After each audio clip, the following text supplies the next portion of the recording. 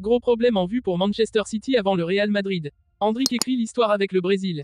Rodrigo, je conseille à tout le monde d'aller voir un psychologue. Real Madrid, Mbappé impressionne déjà en Espagne avant son transfert. Avant de commencer, si c'est la première fois que tu passes ici, je t'invite donc à t'abonner, c'est gratuit, ça prend 2 secondes et ça fait plaisir. Merci beaucoup à toi. Dans moins de 2 semaines, le Real Madrid affrontera Manchester City au Santiago Bernabéu en Ligue des Champions. Ça va arriver vite.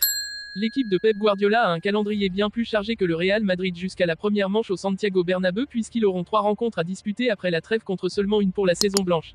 Ce sera face à l'Athletic Club le 31 mars puis Ancelotti aura une très grosse semaine pour préparer son match contre les Citizens. Le coach de Manchester City n'aura pas ce luxe puisqu'il affrontera Arsenal 31 mars, Aston Villa 3 avril et Crystal Palace 6 avril avant de se déplacer à Madrid. Le risque de pépin physique est alors logiquement plus élevé du côté des Anglais et ce début de trêve internationale ne doit pas rassurer Guardiola. Walker est sorti sur blessure. Ce week-end, les premiers matchs internationaux se disputent et on avait notamment le droit à une répétition de ce qu'on devrait avoir dans 3 semaines, Vinicius Junior face à Walker. Le défenseur britannique a d'ailleurs empêché le Madrilène d'ouvrir le score en sauvant un ballon sur sa ligne mais il a souffert des appels répétés de Vini Junior. Après 20 minutes de jeu, il a en effet quitté le terrain après s'être plaint d'une gêne musculaire et toutes les alarmes sonnent probablement déjà à Manchester City. Il n'est de surcroît pas le seul Citizen à s'être plaint dès cette première semaine de trêve internationale. En effet, Erling Haaland a lui aussi déjà quitté le rassemblement de la Norvège par précaution après une alerte durant un entraînement. Bernardo Silva et Ruben Dias aussi ont eux aussi quitté le rassemblement du Portugal après le premier match contre la Suède pour des motifs similaires. Les mauvaises langues diront qu'il s'agit surtout d'un coup de bluff et d'une consigne donnée par le club anglais et son entraîneur, ne surtout pas forcer et revenir à Manchester à la moindre petite alerte. Toujours est-il qu'il s'agit d'une période angoissante pour tous les entraîneurs, y compris Carlo Ancelotti qui a beaucoup d'internationaux sur les terrains. Dont Toni Kroos, qui a délivré une passe décisive après 6 secondes de jeu face à la France, lors de son grand retour sous le maillot allemand. Le futur joueur du Real Madrid n'a décidément aucune limite. Il vient de faire de l'ombre à Bellingham, Vinicius Junior et Rodrigo. Il n'a que 17 ans mais il s'inscrit déjà dans l'histoire de la sélection brésilienne. Endrick vient de réaliser une performance qu'il n'oubliera pas et qui fait grossir un peu plus encore les espoirs à son sujet. Le futur joueur du Real Madrid vient de encore conquérir Bernabéu en donnant le nul à la sélection brésilienne face à l'Espagne. Dans cette rencontre, Rodrigo Goes a joué 90 minutes et 90 minutes pour Vinicius Junior, c'est bien le toujours actuel joueur de Palmeiras qui a fait la différence seulement 9 minutes après son entrée en jeu à la place de son futur coéquipier Rodrigo. Un superbe but qui lui permet d'avoir 2 buts en 2 matchs après son performance face à l'Angleterre. Endrick a en effet profité d'un ballon repoussé par Pickford sur une frappe de Vinicius Junior pour inscrire son tout premier but avec les A du Brésil, devenant ainsi le plus jeune joueur à marquer pour son pays depuis Ronaldo en 1994. Victoire 1-0 des Brésiliens. Avant le match entre le Brésil et Angleterre, Rodrigo Goes a accordé une interview au Guardian. Rodrigo a affronté l'Angleterre et l'Espagne pendant cette trêve internationale. Il a retrouvé certains de ses coéquipiers du Real Madrid tels que Bellingham ou Carvajal. Le Brésilien, malgré son jeune âge, est déjà un joueur très expérimenté et doit composer avec la pression en club comme en sélection. Le temps passe vite, on est heureux et triste à la fois parce que tout se terminera bientôt.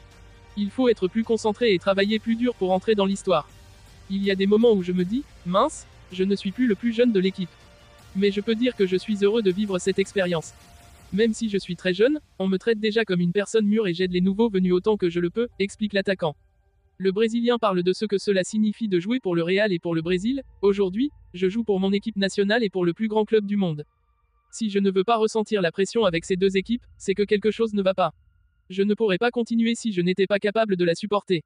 Je ne peux jamais me contenter de perdre. C'est la mentalité du Real Madrid et de l'équipe nationale. Je pense toujours à la victoire. C'est ce que j'ai dans la tête. Je dois gagner pour faire plaisir aux supporters brésiliens et au Real Madrid.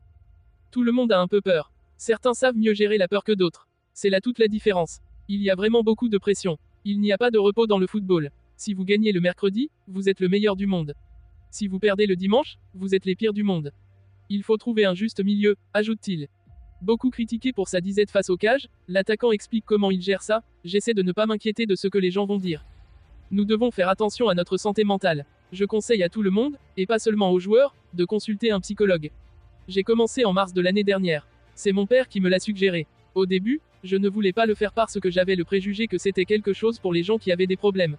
Quand je l'ai fait, j'ai réalisé que le psychologue était quelqu'un qui était là pour m'aider. Rodrigo évoque également un épisode raciste qu'il a vécu. J'ai été victime de racisme sur les réseaux sociaux de la part de nombreux Argentins. C'était une situation très triste qui vous affecte. J'étais très triste, mais nous avons retrouvé tous les profils qui m'ont envoyé des insultes. Beaucoup d'entre eux ont dû être effrayés ces derniers jours lorsqu'ils ont reçu la plainte.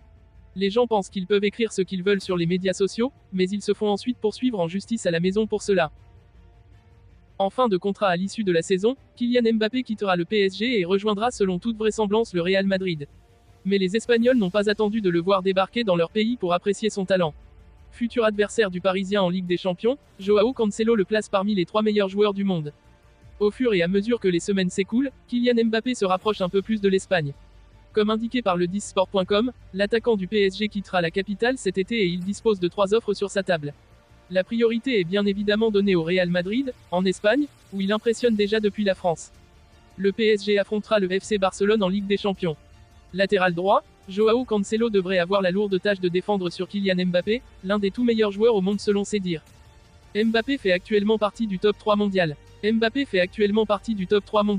Je suis également fan de Bernardo Silva. Je mettrai aussi Haaland, De Bruyne et Rodri, a confié le défenseur du FC Barcelone à l'occasion d'un entretien accordé aux médias portugais à Bola. Kylian Mbappé a déjà l'Espagne à ses pieds.